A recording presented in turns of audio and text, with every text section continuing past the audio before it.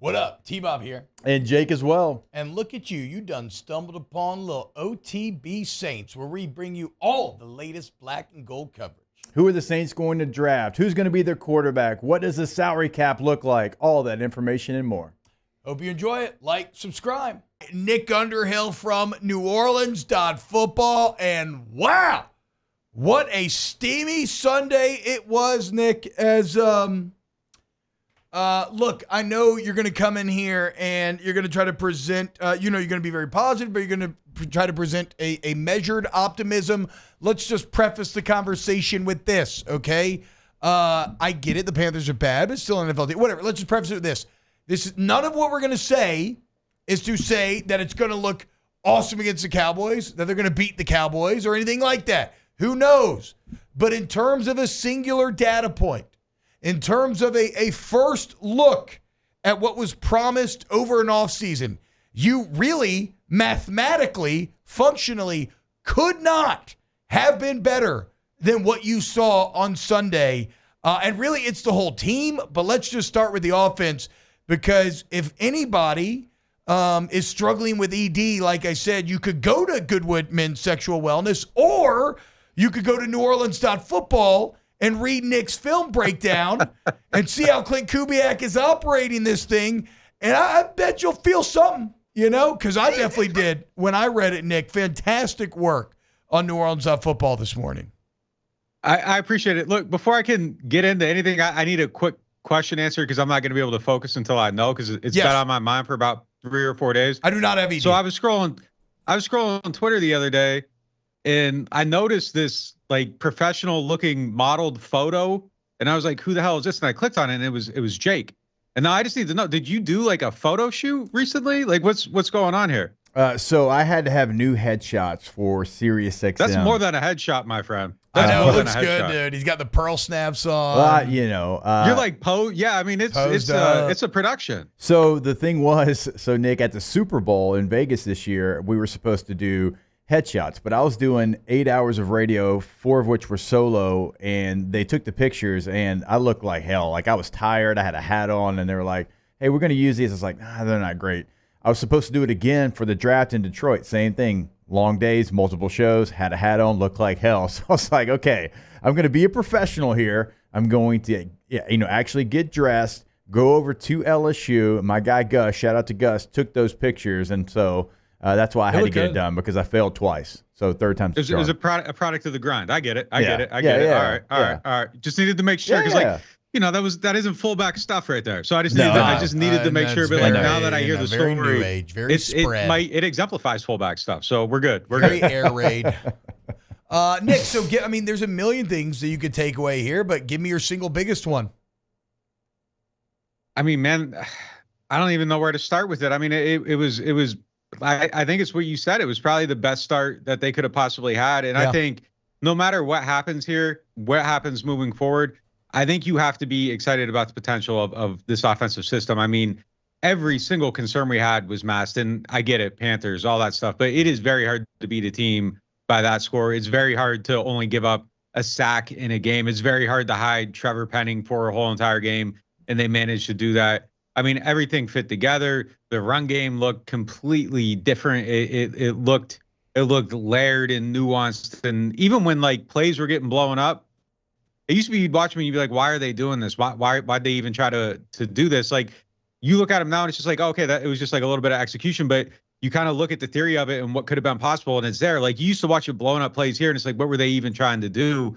And I mean, that's just it's a much more enjoyable product to watch. And I know that's easy to say at 47-10. I mean, obviously it's going to be that, but man, it just looks like it fits. It looks like there's a plan. It looks like there's a cohesive product. It isn't, a coach being brought in, being paired with other guys, everybody trying to make it work and hold on to something. Like, this is clean, fresh, going a direction, and you see the direction now. And I think that's the biggest thing. I mean, if they can keep their head above water long enough to keep building on, like, I think there's something here now, and I didn't know that there was something here before. So you are someone who watches all of this film very intensely. You watched all of Pete Carmichael last year.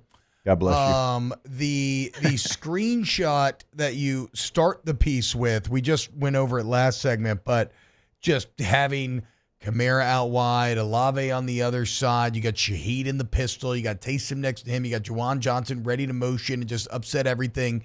It's indicative of just how creative Kubiak was and will, continue to be.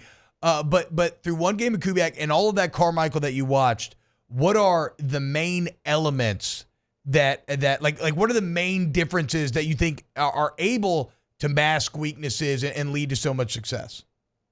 Well, I mean, number one, they weren't in a lot of terrible third down situations, so I think that's a huge thing. I think there was only like 5 actual drop back passes in this game where Penning didn't have help. Like, so you're able to just really hide everything. And then the other thing, I mean, man, the most diabolical thing he did in this game is he ran the ball and he got a 17-yard gain on third down and it's 3rd and long. I think it was 3rd and 7. 3rd and 7 on the play. 3rd and 7 is what it was. Yeah. And then after, I mean, and you go back and you look at the play and there's Clowney just marooned because he's going after the quarterback. He doesn't believe they're actually going to run the ball there. And now coming off of that, the rest of the game, every single time you play action on third down, it has to be believable. But it's not just the Panthers. Now it has to be believable to Dallas next week. Yep. Hey, they might run on third down. You need to kind of be under control here. So if you take away the ability to kind of just go after the quarterback and you can do that effectively, even better. But I mean, I thought that took so much pressure off the offensive line. And it wasn't just one time they did that. Like they were willing to run on third down. And I think you're willing to punt there just for the greater good of protecting your offensive linemen. And, it's stuff like that. It's the details, but I mean, the motion, the play action, it's just all the stuff that they weren't doing. I went and I looked at that pistol over the last 2 years. Every single time they ran it, like it was 90% out of their pistol looks, they were running the ball. Like these tells that they had, like they aren't there anymore. There aren't tells for the personnel. Like Cedric Wilson being out there that didn't necessarily tip your hand one way or another. Now maybe over like a longer sample of games, it does a little bit. We'll keep an eye on that, but it's just put together. It's planned. It's thought out. Alvin Kamara has space now. It's not just running into to a defensive tackle. Like it's everything. The biggest difference in I'm reluctant to put it like this because I'm not trying to crap on Pete Carmichael here, but like the biggest difference is like it makes sense. There's common sense elements here. Like we would come on here every Tuesday the last 2 years, and I don't know why they don't do this. Yeah. Gee, guys, I don't know. It doesn't seem like it should be this hard. Maybe I'm oversimplifying, but ... Like, no, it really was. Like these things we've been talking about for years, like they really were common sense things that they could have just been doing. Like you can just line Taysom Hill up as a running back and hand him the ball, and guess what? Giving him a 5-yard head start to get up to full speed before he's plowing into somebody. Like that works. Like you can do that, and those are the things they're doing now. So I think.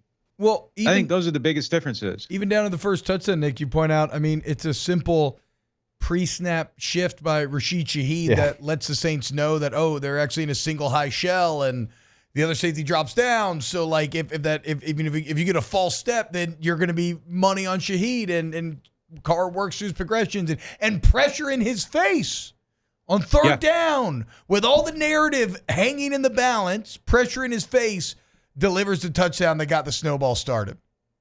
Yeah, I mean, look, we got to see him handle pressure a lot. Many games before we say, hey, he's gotten better at this. But I do wonder if there's an element of simple read. Okay, I can see where the safety's going, the pressure's coming. I can let it go, and I know I got a one-on-one down there. Maybe you have a little bit more confidence to stand in there a little bit longer if it's that simplified. And that's kind of the idea of this whole offense, is to take a lot of that stuff off the quarterback's plate so we can just go out there and kind of play. It puts a lot more pressure on Kubiak and them to make sure they're getting Carr and the players in the right situations. But if you're doing it in week one, everything's there and it works out as it is. Like, I think it's easier for the quarterback to buy into that even more going forward. Not that there's an issue with buy-in, but I think you keep having that confidence. Maybe it gives him a little bit more confidence in the pocket, and maybe that becomes a difference maker. I just don't want to get too far down the line, because I remember coming on here after 38-3 against the Packers and thinking Jameis, like, hey, oh my God, Sean Payton resurrected him. I mean, I'm going to pause a little bit, but that team was still excited good, though. and extremely encouraged. That team was still good until we talked about that, but that team was still good until James got hurt. It wasn't the dominant offense that we thought, but they were still good for a bit. Yeah, I mean, the most robust 5 touchdown per. What do he had like 180 yards and 5 touchdowns. Yeah. Like that was the most full 180 yard performance of all time. Hey, I want to ask you about the tight end position. I thought they actually did a really nice job of kind of changing it up. And you had Juwan Johnson played 23 snaps, Foster played 51, Taysom played 21. I thought they did a nice job of putting them in a better position to succeed. Last year, it really felt like you misused that position just from me watching film. How did you feel about where they were kind of playing the tight ends? Knowing Juwan missed the bulk of training camp as well, I thought he looked really good. He did. Look, I'm super excited about Foster too. I think kind of what you saw week 1 is I think probably what a lot of us were envisioning when he came here, just the chemistry with Carr, the ability to kind of be like on the same page, see the field the same way. Obviously, they get the touchdown kind of on the playground play where they're, both signaling to each other where to go. And then Carr puts the ball there. Foster had a great camp. I mean, he was, if we did like a MVP list, like he would have been in my top 5. And wow. I thought he just showed up every single day, made a lot of plays. Obviously, I mean, there's a limit to what that's going to look like on the field, but he was getting open all the time. He looked way more comfortable. He looks healthy. I mean, he had a foot ankle thing last year along with cancer. I mean, he was going through a lot. I think what we saw last year obviously was not the peak of what he's capable of. In camp, we started to see it.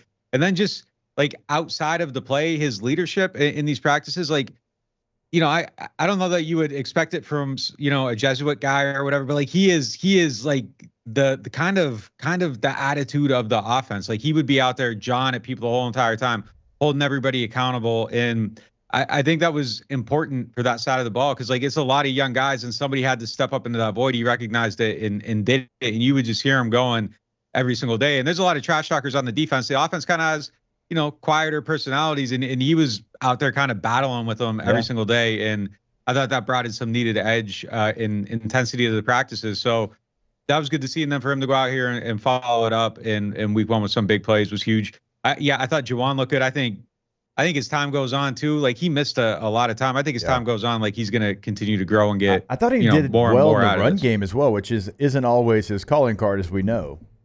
I agree.